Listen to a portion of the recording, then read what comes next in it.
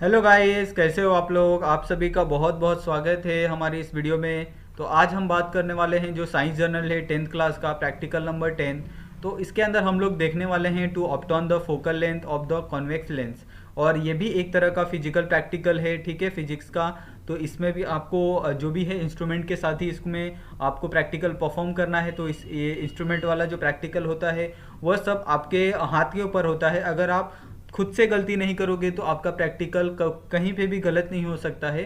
अगर आपका देखने का तरीका गलत है या फिर इंस्ट्रूमेंट को यूज़ करने का तरीका गलत है तो आपका जो प्रैक्टिकल है वो बिल्कुल गलत आएगा, ठीक है। क्योंकि इंस्ट्रूमेंट में क्या होता है, अगर आप थोड़ा सा भी चेंज करते हो तो प्रैक्टिकल पूरा रॉन्ग हो जाता है, ठीक है।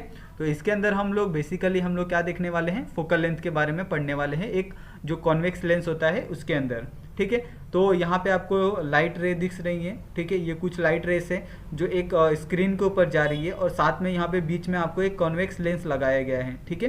तो ये कॉन्वेक्स लेंस बेसिकली क्या काम करता है कि जो भी लाइट आती है ना बाहर से उसको एक साथ क्या करता है, इकट्ठा करके एक पॉइंट पे डालता है, ठीक है। तो इस तरह से ये वाली जो लाइट होती है आपको जो मैग्नीफाइंग ग्लास होता है ना उसके अंदर देखने को मिलता है। आप कभी ना कभी बचपन में जो मैग्नीफाइंग ग्लास होता है उससे आपने पेपर को जलाया होगा, ठीक है। तो ये इस तरह की मस्ती आपने जरूर की होगी। तो उसमें क्या होता है, जो भी सनरेज आता है ना वो इकट्ठा होके एक जगह जाता है, क्योंकि जो सन होता है वो सन के अंदर बहुत ज़्यादा हीट होती है। और अगर आपके ऊपर हीट अगर अलग अलग जगह पड़ेगी तो आपको इतना नहीं पता चलेगा। लेकिन वही हीट अगर एक जगह इकट्ठा होके अगर एक ही पॉइंट पे गिरे तो आपको उससे थोड़ा बहुत तो फर्क पड़ेगा ही। तो इसी तरह से इसमें को होता है कॉन्वेक्स लेंस में कि जो भी रेज आती है ना, जो भी लाइट रेज आती है वो क्या होती है, इकट्ठा हो जाती है और एक ही पॉइंट पे वो क्या होती है, गिरती है। जिसके कारण वहाँ पे क्या होता है, आपको एक अलग सा पॉइंट देखने के लिए मिलता है। और अगर आप पेपर के ऊपर अगर मैग्नीफाइंग ग्लास से अगर करते हो तो वहाँ पे आपको पेपर जलते हुए दिखेगा। तो इस तरह की चीज़ें आपको बचपन में आपने बहुत बार की होगी और देखा भी होगा, ठीक है। ये आपके कंपास में भी मिलता है एक छोटा सा मैग्नीफाइंग ग्लास, उससे भी आप कर सकते हो, लेकिन उसका पावर कम रहता है, ठीक है। ये भी बात याद रखो। यहाँ पे आपको पूरा प्रोसीजर दिया है कि किस तरह से आपको इस पूरे एक्सपेरिमेंट को सेटअप करना है, किस तरह से ये एक्सपेरिमेंट को परफॉर्म करना है। तो आपको ये प्रोसीजर पढ़ के ही एक्सपेरिमेंट को सेटअप देना है, ठीक है। और ये पूरे प्रैक्टिकल को परफॉर्म करना है, क्योंकि एक जो आपका ऑब्जर्वेशन होता है और साथ में जो आपका प्रोसीजर होता है ये दोनों मेन होता है, ठीक है। उसके बाद यहाँ पे हमें ऑब्जर्वेशन टेबल दिया है। तो हमने यहाँ पे एक तो कहाँ पे लिया है, बिल्डिंग के ऊपर लिया है, दूसरा ट्री के ऊपर और तीसरा पोल के ऊपर, ठीक है। तो यहाँ पे आपको distance between the lens centre and the screen, तो बिल्डिंग से और स्क्रीन से कितना डिस्टेंस हो सकता है, 25.5 सेंटीमीटर। ट्री कितना होगा, 25 पॉइंट डिवाइड बाई 25 सेंटीमीटर। और पोल कितना होगा आपका, 25.5 डिवाइडेड बाई 25 सेंटीमीटर। तो इस तरह का हमारा जो कॉन्वेक्स लेंस के साथ ये आया था ऑब्जेक्ट के ऊपर फोकसिंग का, तो ये हो गया। साथ में यहाँ पे आपको convex lens back surface facing the object, तो जो कॉन्वेक्स लेंस होता है उसका जो बैक सरफेस होता है उसके ऊपर भी हमने यहाँ पे एक्सपेरिमेंट किया। तो उसके ऊपर हमें यहाँ पे कुछ डिस्टेंस मिला, तो ये डिस्टेंस हमने यहाँ पे लिखा है। तो बिल्डिंग के लिए 28, ट्री के लिए 26, टेम्पल के लिए 27 और एवरेज फोकल के लिए 26, ठीक है, सेंटीमीटर है। तो ये सब चीज़ें क्या है, सेंटीमीटर में। और यहाँ पे ये सेंटीमीटर नहीं लिखा है, लेकिन आपको सेंटीमीटर लिखना बहुत ज़रूरी होता है, क्योंकि यूनिट जो होता है वो यूनिट से ही आपको पता चलता है। अगर टीचर अगर बहुत खड़ूस है, अगर यहाँ पे उसने मीटर लिख दिया तो आपका जो पूरा एक्सपेरिमेंट है वो गलत हो जाएगा।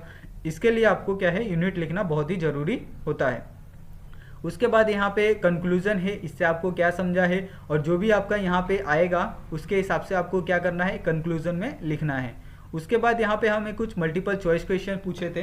तो मल्टीपल चॉइस क्वेश्चन के यहाँ पे आंसर आपको टिक करके दिए गए हैं, ठीक है। तो इसमें अगर कोई दिक्कत होगी तो प्लीज़ हमें आप बता दीजिएगा और हमें कमेंट करके प्लीज़ हमें बताइएगा कि आपको क्या इसमें दिक्कत आ रही है।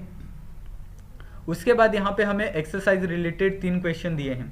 तो पहला क्वेश्चन दिया है कि explain the working of compound microscope by the focal length of convex lens. तो सबसे पहले आपने जो माइक्रोस्कोप देखा है, तो माइक्रोस्कोप बेसिकली क्या होता है कि अगर हम माइक्रोस्कोप के नीचे कोई ऑब्जेक्ट रखें और हम माइक्रोस्कोप के अंदर देखें तो वो ऑब्जेक्ट क्या होता है, हमें कई गुना बड़ा दिखाई देता है। क्यों? क्योंकि उसके अंदर जो लेंस होता है उसके अंदर कॉन्वेक्स लेंस होता है, जो उस पार्टिकल पे जो भी हम देखने वाले हैं उसके ऊपर क्या करता है, फोकस करता है। और हम जिस तरह का लेंस यूज़ करें, जैसे 10 इंटू ठीक है, 20x25x40 तो इस तरह के लेंस आते हैं। अगर हम जितना पावर का लेंस यूज़ करेंगे उसके करीब हम उतना देखते चले जाएंगे। तो इस तरह से हम क्या कर सकते हैं, जो इमेज होता है कंपाउंड माइक्रोस्कोप के नीचे, उसको हम बेहतर तरीके से और देख सकते हैं। और कंपाउंड माइक्रोस्कोप के अंदर आप बड़ी चीज़ों को नहीं देख सकते। आप ले जाओगे, बोलोगे कि हाँ मैं इतना बड़ा चीज़ ले जाके देखता हूँ, लेकिन उसके अंदर क्या होता है, एकदम माइक्रो। जैसे आप अगर कोई लीफ लेते हो तो लीफ का एकदम छोटा सा पार्ट, एकदम छोटा सा पार्ट आप उसके अंदर देख सकते हो, लेकिन आप पूरा लीफ को अगर नीचे डाल दोगे और बोलोगे कि मैं इसके अंदर देखता हूँ, तो ये इम्पॉसिबल है। ठीक है। सेकंड क्वेश्चन है कि when should the virtual image produce convex lens, why doesn't virtual image draw on the screen. तो वर्चुअल इमेज क्या होता है, जो आपका इमेजिनरी इमेज होता है, यानी आप सिर्फ सोचते हो कि हाँ इस तरह का इमेज क्या होगा, बनेगा, लेकिन उसको आप बना नहीं सकते, ड्रॉ नहीं कर सकते, क्योंकि वो आपके मन में है। सामने होता है तो आप क्या कर सकते हो, कोई भी चीज़ बना सकते हो, लेकिन आपके अंदर जो मन में है, दिमाग में है, उस चीज़ को आप नहीं बना सकते हो। ठीक है। यहाँ पे आपको एक थर्ड क्वेश्चन दिया है कि give your opinion about the radius of curvature of the convex lens having the different f1 and f2। What would the lens call the having the equal f1 and f2। तो उसको हम लोग क्या करते हैं, फोकस ऑफ द लेंस बोलते हैं, जिसका जो ये होता है फोकल लेंथ होता है वो इक्वल होता है। ठीक है। दोनों तरफ से अगर फोकस सेम हो रहा है तो उसको हम लोग क्या बोलते हैं, फोकस ऑफ द लेंस बोलते हैं। ठीक है। तो इस तरह से ये प्रैक्टिकल भी यहाँ पे ख़त्म हो जाता है। तो इसमें भी अगर आपको कोई डाउट होगा तो प्लीज़ आप हमें कमेंट कर सकते हैं, और आपको बिल्कुल चिंता करने की ज़रूरत नहीं है, आपको तुरंत उसका रिप्लाई मिलेगा। और साथ में अगर आपको कोई भी स्टडी रिलेटेड और क्वेश्चन चाहिए तो आप हमें प्लीज़ पूछ सकते हो। और आपका जो एग्ज़ाम है उसके लिए भी अगर आपको कोई क्वेश्चन पूछना है तो आप उसके लिए भी हमें क्वेश्चन कर सकते हो। ठीक है। और आप सभी से मेरा यही निवेदन है, प्लीज़ हमारे चैनल को सब्सक्राइब कर लीजिए, और आप वीडियो को अपने दोस्तों के साथ भी शेयर करिए, और उन्हें भी कहिए कि चैनल को सब्सक्राइब करें। ठीक है। और आप सभी को अपने एग्ज़ाम के लिए बहुत सारा ऑल द बेस्ट, और अपना एग्ज़ाम अच्छे से दीजिए, और वीडियो को देखते रहिए और साथ में जुड़े रहिए। और आप सभी का फिर से बहुत बहुत धन्यवाद। मिलते हैं नेक्स्ट वीडियो में।